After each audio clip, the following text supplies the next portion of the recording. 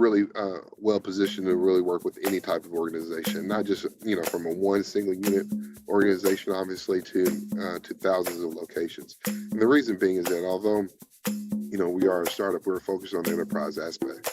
Majority of the team members came from restaurant enterprise, have restaurant enterprise experience, including at the executive level and architectural level in a lot of cases. So, and as well as operational. So we understand that the makeup and the needs are different for various clients, and ultimately our goal is to give them a platform that works well for their operations.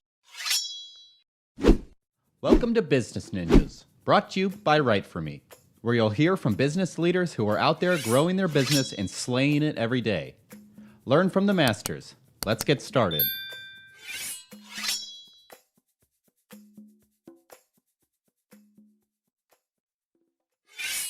Hi, and welcome to another episode of Business Ninjas. I'm here today with Mo Sloan, founder and CEO of EZ-Chow. How you doing today, Mo?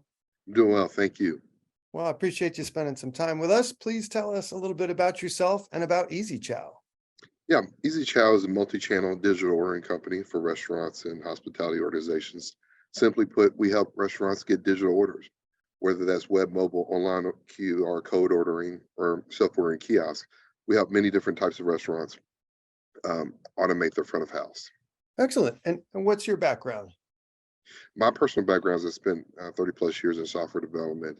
I spent several years as an architect at Papa John's International, where I got to see firsthand the benefits of technology and the ability to help the company grow, et cetera. And I wanted to do that and offer that same capability to small to mid-sized enterprises and organizations, so they can compete with the larger entities to democratize technology, if you will. Excellent, excellent. And what's the origin story of EZ-Chow? When did you launch? We launched about 2015. That was as a sole proprietor. I was just kind of bootstrapping, didn't know what I was really doing, wrote a lot of the early code and whatnot. And then we just kind of grew and organically over the years and started working with some additional companies and larger entities. And we raised a round of capital in 2020. In fact, we're probably one of the few companies, especially in the restaurant technology space, that closed their round on the day where COVID began across the country. A lot of places on March 16th, March 17th, 2020. So it was both a blessing and a curse. So, but ultimately we learned a lot of things from them, and our platform has been built to take advantage of those learning opportunities, et cetera. Well, timing is everything. To get funding in March of 2020, right before the bottom fell out. I guess it's a double-edged sword. In some ways, a lot of people shut their doors, but in other ways, I don't think the takeout or delivery business has ever had a bigger boom than during COVID. Yeah. That accelerated a lot of things, right? And it made restaurants rethink how they did operations. Now, since that point, obviously there's a mean, and everything eventually comes back to the mean. And so you see the landscape has changed to kind of pre-COVID in a sense, but with COVID-based philosophies, right? And so there's all types of restaurants where the only segment that a restaurant could tell me that couldn't benefit from some type of digital ordering capability would be fine dining. And that's where, because it's such an on-premise guest-based kind of ambiance experience, that kind of is unique to the industry. But anything else of that can benefit from some level of digital ordering. And I think most restaurants and entities realize that. And who are your clients? What size of businesses are these? Mom and pop restaurants? Are these chains? What sort of businesses are you working with? So we're really well positioned to really work with any type of organization, not just from a one single unit organization, obviously, to thousands of locations. And the reason being is that although we are a startup, we're focused on the enterprise aspect.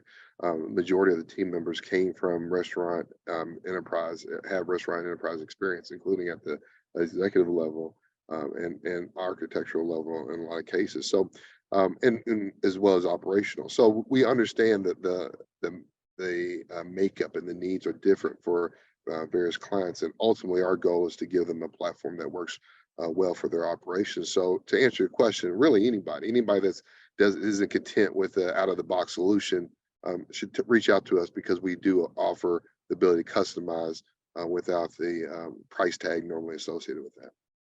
And what are the most common problems you're solving for these clients? Yeah, so our focus is on the digital ordering aspect, right? The front of house. So the problem that we're solving is really the labor challenge, and whether it's cost, whether it's availability, et cetera, or a combination thereof. Digital ordering allows you to take orders in a more efficient manner with less costs, because you can reduce the labor costs, and that doesn't necessarily mean a reduction in a person. That just means that you can reallocate a person to do something else within the organization or their store. So really, we're helping them improve their bottom line and improve their margins through technology that allows ordering in an efficient manner. Excellent. And what makes you guys stand out from your competition? Well, I think kind of going back to what I was talking about earlier, but is the customizations, specifically around operations. Different types of entities run their business different ways. In fact, I had a conversation yesterday with a donut shop that's popular here in Louisville, Kentucky, and they were talking about how, one thing that was different from theirs, operational use cases that's different than a normal restaurant was this, right? And so this was able to be accommodated through our platform, through our customization capabilities. So I think the ability to customize things to provide an enterprise solution at more affordable prices for a lot of entities is really our value proposition. Well, hey, the sort of insights and perspective you got working for a massive company like Papa John's are invaluable at a street level for companies that are trying to grow and scale. Yep, no, agreed.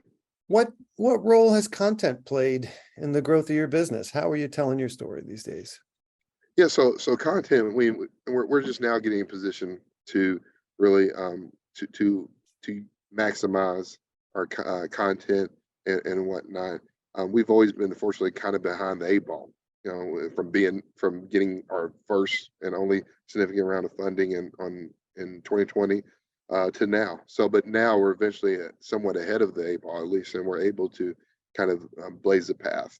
And so content is very important, not just content talking about us, but content talking about merchants, content talking about how our technology and how industry trends can help them grow their individual business. Because at the end of the day, we want whether it's Mr. Restaurant, Mrs. Restaurant, Miss Restaurant, or what, they restaurant, it doesn't matter. What we want is them to be able to sleep at night knowing that everything's taken care of because they're not worried about their front of house ordering technology. Excellent. All right. Fast forward a year from today, what's something you'd like to be celebrating personally or professionally? The continued growth of the company, continue the story of helping merchants, making a difference, right? I want to understand what it's like to be a small business, a startup entity, or a small business is both the same. And so we just want to help it and not displace people. We want to just help make things more efficiently, which will lead to additional opportunities down the road for everybody and whatnot. So just celebrating the growth of the company. We personally just continue to grow. I learn something new every day in this business, and you have to. So just continued growth would be the best thing that could happen to me for a year. Excellent. Please tell us what your URL is, where people can find EZ-Chow, and what social media outlets you're using these days. Sure. So people can find us on EZ-Chow.com. That's letter E, letter Z, -CHOW.com. People can find us on Twitter, Facebook, LinkedIn. We have a little bit of Instagram, but mostly Twitter, Facebook, and LinkedIn are our social media channels that we're active. Excellent. Mo Sloan of EZ-Chow, I wish you and EZ-Chow all the best in the future. Thanks for spending some time with us today on Business Ninjas. Thank you, Andrew. Appreciate it. My pleasure.